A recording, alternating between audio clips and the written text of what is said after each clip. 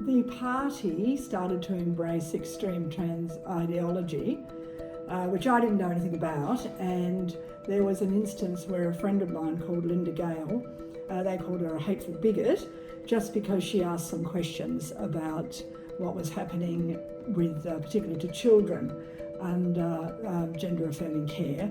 And I started to look into it, and I was quite horrified by some of the extreme things that are happening under the banner of trans ideology.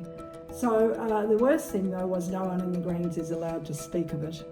So when I started to ask questions, I was shut down, as everyone is, and the Greens actually decided to stop any discussion.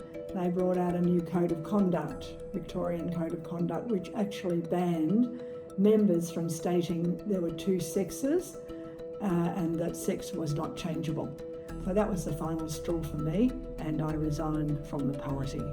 The party has become a cult which is controlled by queer and trans activists, and the repression of free speech is extreme, and I think people would be quite shocked by how authoritarian the Greens have become.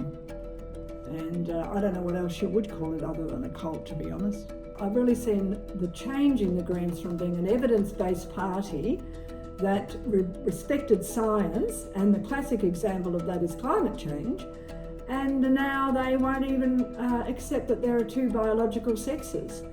And there's no rhyme or reason to this, and that's really what makes it like a quasi-religion, because you can't argue with them, I'm afraid. And it has shocked me how far away they've moved from the original Greens.